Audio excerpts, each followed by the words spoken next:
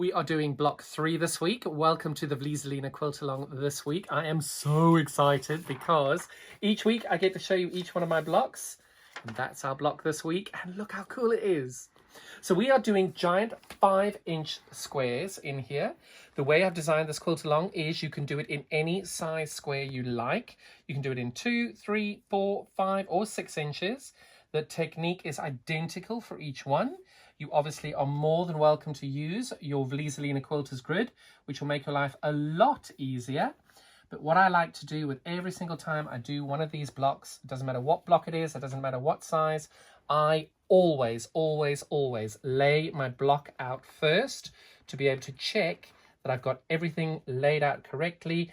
And the other thing is at this point, when you lay everything out, if your colors don't work, you're actually then able to take it away and say, right, this might be the wrong orange for you. You might want a different orange. You then just take those out and substitute the colors that you do like. I've been very lucky. I think I've managed to get all the colors that I like and love all in this section. And all I've done now is not grabbed out enough of these. There we go. Got 2 more there. So you can see what you're doing. You're starting with your giant, beautiful yellow in the middle. You're going for a light orange. We've gone for that beautiful rusty color. And then I'm doing my purple in the background. Now, what we're going to do as well is obviously we're going to have some half square triangles in here to create that beautiful border along the way here. And you'll see that we've got the black and the maroony color to go together. You're going to do 12 of these. These are going to end up finishing at 4.5 inches. So whatever method you want to use to do your half square triangles, go wild. It's your quilt, do it how you choose. I am really simple in the way that I like to do my half square triangles. I cut a square of 5 3/8 because I'm doing 5 inches. If you're doing 4 inches, it's 4 3/8. If you're doing 3 inches, it's 3 3/8. If you're doing 2 inches, it's 2 3/8. Really easy math. The digit at the front is the same as the size of the square you're using. And all I do is I take 2 pieces, 2 squares of different colors, cut them in the middle across the long diagonal. So you can see that that's half the square. Cut them along the long diagonal, and then I just sew a 1/4 inch seam along there. You're going to need 12 of these in order to do it. And that's how I do my half square triangles. You must do what works best for you. So we're going to make 12 of those to go around. And then when we're finished and adding all of those in, we've obviously got our background colors. So I'm using black as my background. If you've chosen a different color, obviously your half square triangle will be the same as this maroon color. And then whatever background fabric you're choosing over here, you must decide what works best for you. And then all I'm doing here is adding in my background colors into the squares. And as you can see, I haven't allowed enough space on the top over there. And that is how I am getting to that. And then I've got my green in the corners. And then the green is quite simply going along here. And because this is quite simply doing 49 squares sewing together once we've done our half square triangles, we're going to do it exactly the way we did numbers 1 and 2. And we're going to then just sew them together in strips. But first of all, let's start off by doing our half square triangles. Now, doing my half square triangles, quite simply, I put them one on top of the other, make sure that everything lines up perfectly on the outside, like that, and I'm just sewing a 1/4 inch down the side. Now, everybody does their half square triangles differently. I always do a test one, and there's 2 reasons I do this. First of all, it is to check that what I am stitching is actually giving me what I need size-wise, but I also make sure I press my seams open and I try not to stretch anything. I just literally hold that down to be able to get everything to stay and settle, because I find that with the bias that you're using and you're stitching on, it can cause your triangles to stretch, and we want to have as flat a triangle as humanly possible. Now, the next thing I do after I always do one to start with, I take my Creative Grids ruler or any other ruler that you want to do, and I have to say that has worked out perfectly. You can see that I've got my line down the middle there. I've got my 5 inches all the way around, and that is exactly what you're looking for. This line here, the 45-degree line, lining up with your background fabric, having that exactly perfect is what you want to do when you're squaring these up. And then to be able to just trim off this little bit of excess, and you can see it's such a tiny, tiny little bit of trimming.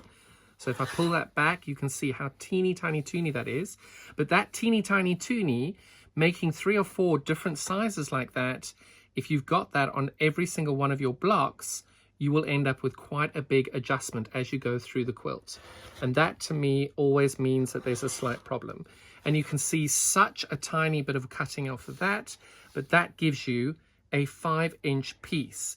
Now that will be 4.5 inches when you're finished. So if you want to use another method to measure your half square triangles, it's 5 inches now and 4.5 inches finished. So you choose whatever method you want.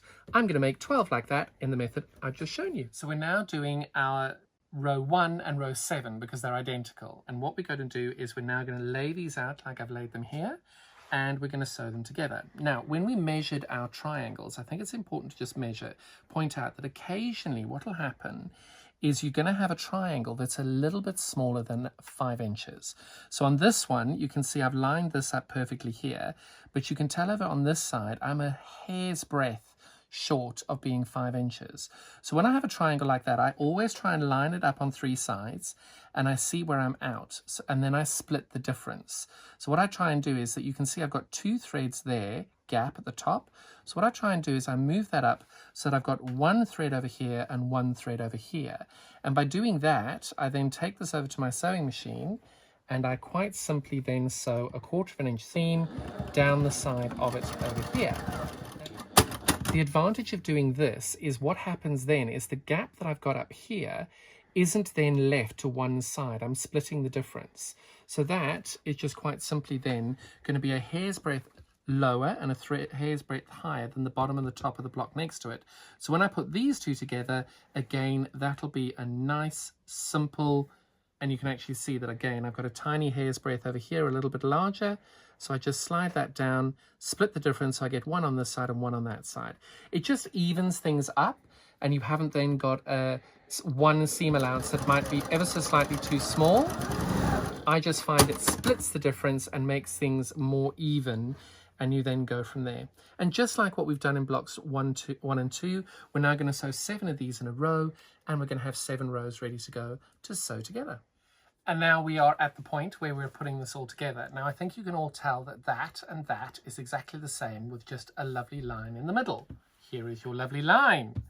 And what I've done here is I've laid all 3 of these on top of each other because you're going to do exactly the same thing on both of them. So what we're going to do here is we're going to take numbers 1 and number 2 and we're going to sew them together.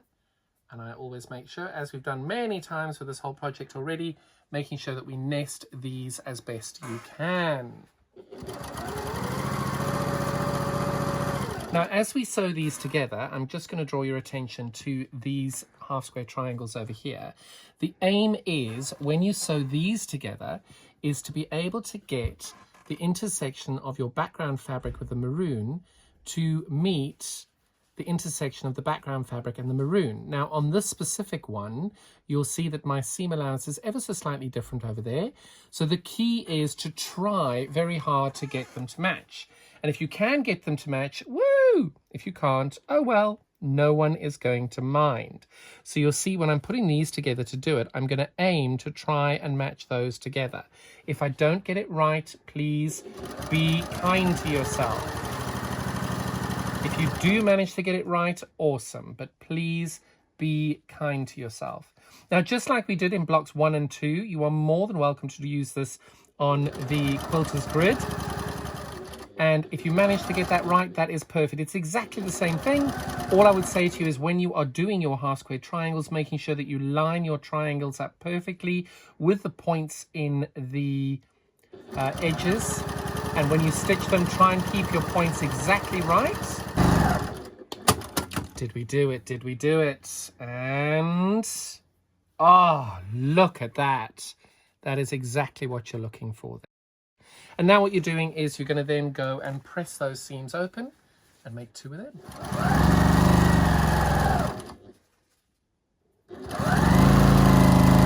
The point that you've done 1 and 2 together, we're now going to sew the 3rd one on. Exactly the same principle, trying to match these points more than anything else, because those are the ones that will pop out if there's a problem.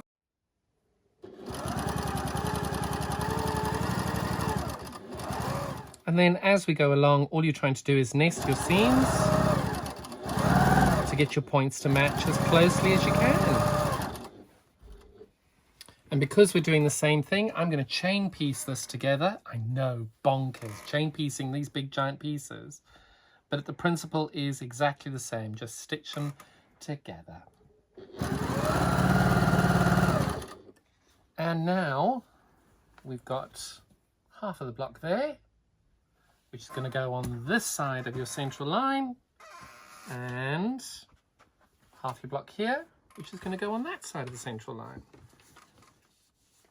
So now that gets sewn onto here and vice versa. And we should be doing a good press in between, but we're going to pretend that we are. And all I'm going to do now is join this piece on here. And then we're almost finished. I'm very excited about this colorway. I think this block is lovely.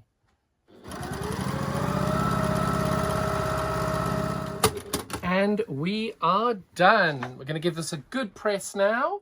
But that is your block 3 for the Vlieseline Quilter's Grid with me, John Morgan. Thank you so much. We'll see you again next week.